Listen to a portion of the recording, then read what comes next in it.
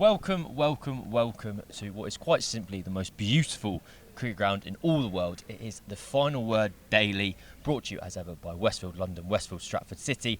I'm Cameron Ponsonby and I'm joined once again by the Chili Paneer Police himself, Karthik Krishnaswamy. We're going to be talking all things India in the build-up to the fifth and final test here in Dharamsala. We have the India team training behind us. If you are watching on YouTube, I think all of you will be watching on YouTube for this episode at least. Might be in the audio feeds. Who knows? But there are a number of milestones for this test match, and we're going to focus on the individual rather than the collective, because India won the series last time out at Ranchi. Our Ashwin, 100 test matches, having already brought up 500 wickets earlier in the series. What a player, what a bowler, what an occasion. Yeah, and 500 wickets, he got there in his 98th test. That's like more than 5 a game, which, like you take away every other number of his, and that just tells you the kind of bowler he is, right? You put him on a cricket field, he's going to get you wickets, and that's how you win test matches. And he's probably been the match-winningest member of India's greatest generation of players, right? It's as simple as that. And so how much more time do Indian fans and Indian cricket have to appreciate Ashwin? Because on the one hand, I've heard Adam and Jeff on this show talking about how Ashwin and Lyon could be having a race to 800. They want to keep going. Ashwin, I think, has been on record before saying, I'm enjoying it, I'm feeling fit, I want to keep playing. I then heard a complete rumour from just one of the other journalists in the English press pack who went, could you call it a day after this one? 100 and out, finish, put a bow on it. Is that a ludicrous thought process, or do we have 3-4 years of Ashwin left to enjoy? I don't think he's thinking of retiring. I just can't see it. He just loves cricket too much. Yeah. So, and he's bowling too well to be thinking like that. So knowing that about him, I doubt that's anywhere near his mind right now. He'll have to keep working as hard as he has been doing on his fitness and on his bowling as well, because Kuldeep Yadav, you've seen how good he is. And like when Ravi Shastri, after the Sydney test in 2019, he said something like, Kuldeep's going to be our number one overseas spinner from now. This was 5 years back. Yes, I remember that. Right? And at that time, it sounded like ludicrous. It sounded a bit like a slight on Ashwin. All of that. But you can see there's a reason for that. It's because he's so good. And so Ashwin will have to keep getting better as he's done. He'll have to keep working hard. But knowing him, he loves doing that. And I think he'll want to do that for as long as he can. Where does he sit in kind of the Indian spin pecking order now? And I know that sounds like an almost ludicrous question to ask for someone as great a player as Ashwin. But he sat out of the World Test Championship final. His position in the test team away from home, as you're inferring there, isn't secured. Is he almost, to just draw a comparison to another great cricketer, Chris Wokes, becoming a home specialist for India? Is that a likely situation that could happen over the next coming years? It could, but it's not a reflection on him. Sure. It's not a reflection on his skills. If India went somewhere and they had to play just one spinner and they played Ashwin, he'd probably be the one spinner who could still get them the most wickets of any spinner there. He could be the guy who, in any conditions, you mentioned missing out the World Test Championship final. This was 2023. 2021, he was India's best bowler on a green top in Southampton, right? And then he didn't play a single game in England on that tour, which sounds ludicrous, but it also made sense because India thought, okay, we need to play 4 fast bowlers now because these pitches aren't going to let us play 2 spinners. When you have Ravindra Jadeja who can bat at 6 or 7, and he's a bloody good bowler too. So when you have that, and when you're able to play 4 fast bowlers, it's just the situation Ashwin has been in, that he's not played all these test matches that he could have. It has nothing to do with how good a bowler he is or he isn't. He's a fantastic bowler anywhere.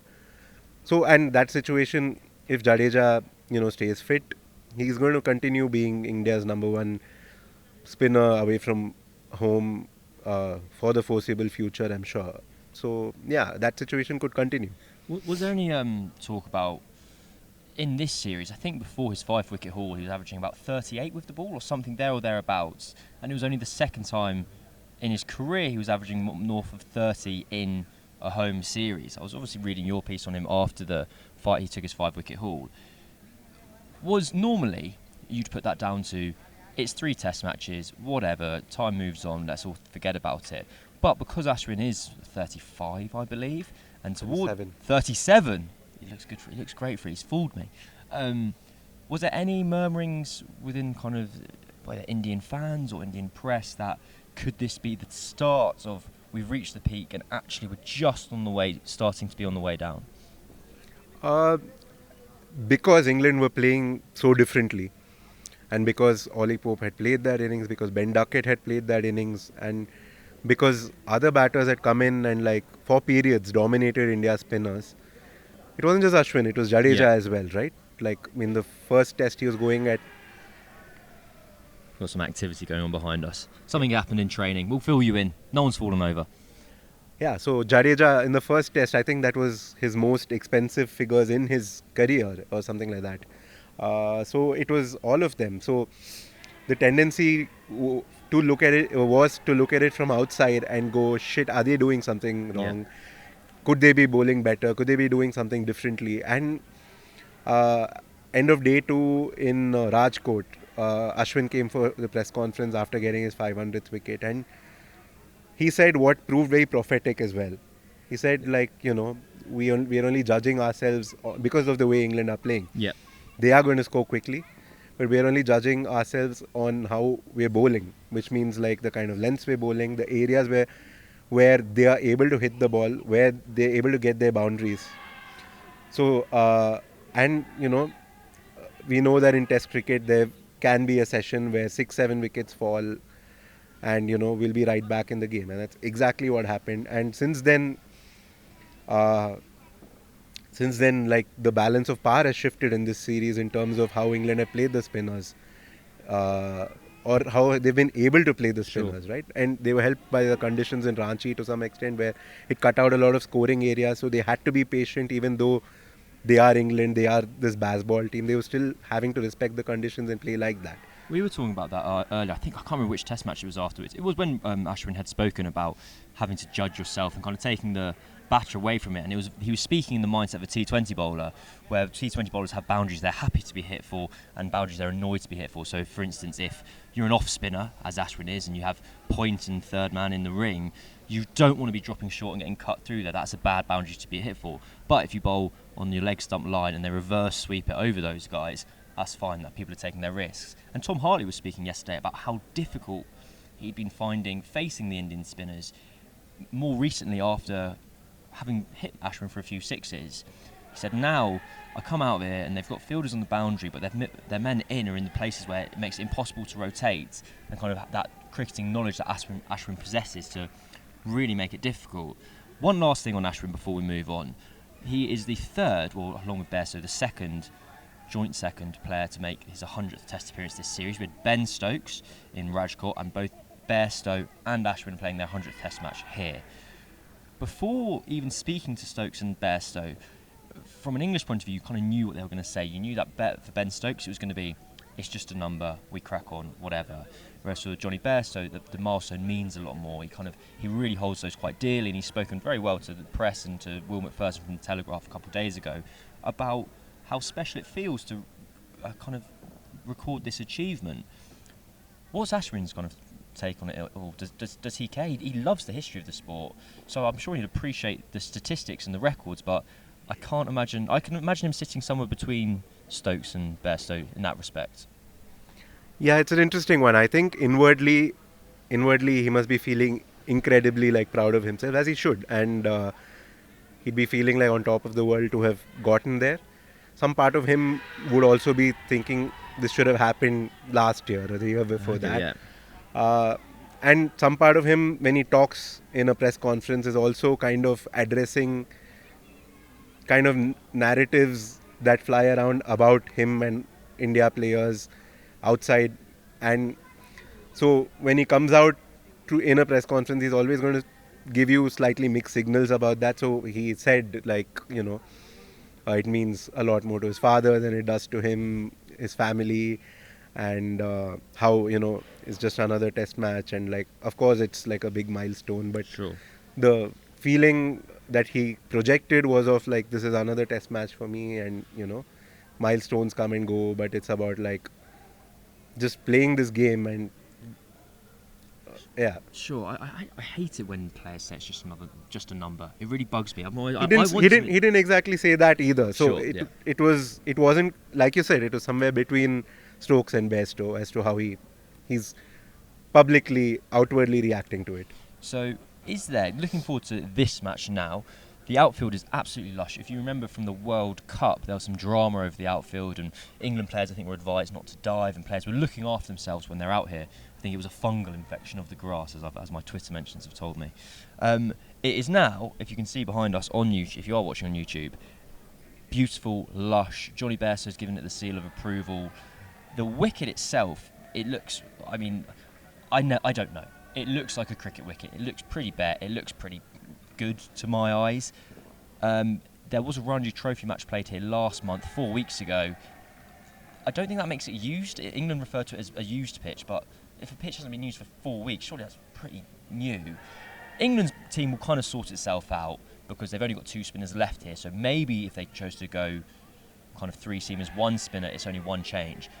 Are India expecting to play all of Kuldeep, Jadeja and Ashwin here this week? I would think yes, simply because they haven't left much grass on at all. Okay. So whatever, the surface might be in other ways, there will be bounce. There usually is bounce here. So there could be a case to play 3 fast bowlers, and you look at how cool it is, and like there's clouds, and maybe that means it'll swing. And India have the option of playing 3 fast bowlers, but I think they would think 2 is enough. They can probably bowl an extra over in every spell, even if they had to. Sure, yeah. Because it's so cool, and like they're not going to get drained like they might somewhere else. And I think the 3 spinners will be able to get something out of this pitch, even in the first innings. So I don't think that's going to change. The only potential change for India's team in that respect might be whether Patidar drops out and Padikkal comes in. Do we have any idea if that's likely? I think, again, reading your piece, that India seem of the mindset, not even of England's mindset, it seems to be like the prevailing mindset of sense that goes around the world of, if someone scored runs for 10 years in domestic cricket and they have 3 bad goes at the international level, that doesn't mean they're not cut out for the job. I also saw the Cricinfo put together a stat where Patidar has kind of been the least lucky batter in terms of his false shot percentage is very, very low, and he's been dismissed more from... He's playing fewer false shots for his dismissals. I think that makes sense. Is the feeling that... Would you give Patidar another go? In your own personal opinion, do you think that's going to happen in this test match? I would. So the actual figure is 18 false shots in the series and 6 dismissals. So it's 1 every 3. That's rough. That's really rough. Yeah. And sometimes it just happens, right? And I think, I don't know if India will, but I would play him for the reason that, he's actually, his control percentage is only Shubman Gill, Dhruv Jurel and Akshar Patel have better control percentages than him in this series from the Indian batters. As so he's, from those numbers, you could say like he's just been unlucky, and, the luck does turn usually. The other reason is that from what I've watched of him, admittedly not very much, he looks like the kind of batter who likes the ball coming on to him, right? And Ranchi was a really slow pitch, Rajkot as well to a lesser extent, but he's played on some slow pitches and it's not been the best sort of canvas for his game. Okay. Right? So in a game where the fast bowlers are likely to like bowl more, where they're also likely to get more bounce and carry, I think his style of batting, if to put it very simply, from whatever little I've watched of him, he reminds me a little of Ajinkya Rahane, whose away record is much better than his home record. And especially he had this thing of getting out to off spinners, caught at short leg and all of that whenever he'd play in India. So yeah, with that sort of looks like Ajinkya Rahane factor in mind, I think this could be the pitch for his game to prosper. I feel like it's similar to in this scenario England having this test match, is if they go with three seamers, or even if they go, if they do go with three seamers, whether they pick Ollie Robinson or Gus Atkinson as the third seamer. Now I think the instinct reaction from last match would be to go with Atkinson as a debut and say, Robinson, like, you cooked it, like, unlucky, you've missed your chance. But there is a train of thought, and I think I'm coming round to it, which is if you don't play Robinson, that question mark remains. You leave India and you go, that can't have been the last thing we saw of him. We still don't know what the answer of Robinson is. And I feel it's similar with Patidar here.